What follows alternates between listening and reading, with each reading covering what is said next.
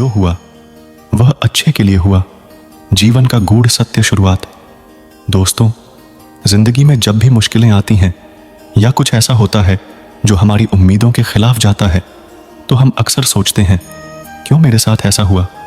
लेकिन भगवान श्री कृष्ण ने गीता में कहा है, जो हुआ वह अच्छे के लिए हुआ। जो हो रहा है वह भी अच्छे के लिए हो रहा है, और जो होगा वह भी अच्छे के लिए ही होगा।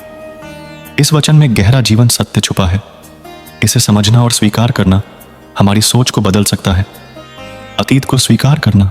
कई बार हमारे जीवन में ऐसी घटनाएं होती हैं जो हमें दुख देती हैं, लेकिन समय के साथ हमें एहसास होता है कि वही घटनाएं हमें मजबूत बनाने के लिए हुई थीं।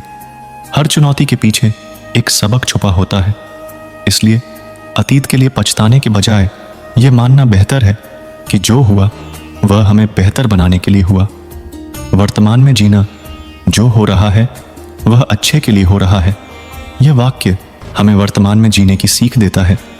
अक्सर हम भविष्य की चिंता में या अतीत के अफसोस में अपना आज बर्बाद कर देते हैं, लेकिन अगर हम इस बात पर विश्वास रखें कि जो भी हमारे साथ हो रहा है उसका कोई ना कोई उद्देश्य है, तो हम वर्तमान को बेहतर तरीके से जी पाएंगे। भविष्य के लिए आशा।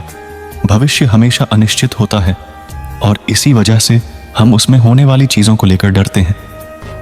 लेकिन श्री कृष्ण का यह संदेश हमें सिखाता है कि भविष्य की चिंता छोड़ दो, क्योंकि जो भी होगा वह हमारे भले के लिए ही होगा। इस सोच से मन को शांति मिलती है और हम बिना किसी डर के अपने लक्ष्य की ओर बढ़ सकते हैं। भरोसे की ताकत। यह वचन हमें भगवान और जीवन के प्रति भरोसा करना सिखाता है। जीवन में चाहे जो भी परिस्थिति आए, अगर हम यह मान लें कि हर चीज हमारे भले के लिए हो रही है, तो हमारी सोच सकारात्मक हो जाएगी। यही सकारात्मकता हमें हर कठिनाई से उबरने की ताकत देती है। उदाहरण से समझें। सोचिए, जब अर्जुन महाभारत युद्ध लड़ने से डर रहे थे, तब श्री कृष्ण ने उन्हें यह ज्ञान दिया। उस समय अर्जुन को यह समझ नहीं आया कि यह युद्ध क्यों जरूरी है, लेकिन अंत में यह युद्ध धर्म और सत्य की जीत का कारण बना। ठीक उसी तरह हमारी जिंदगी के फैसले भी बाद में समझ आते हैं कि क्यों जरूरी थे। दोस्तों, जीवन में जो कुछ भी होता है उसका एक कारण होता है। अगर हम इस सत्य को स्वीकार कर लें तो हमारा दृष्टिकोण बदल जाएगा।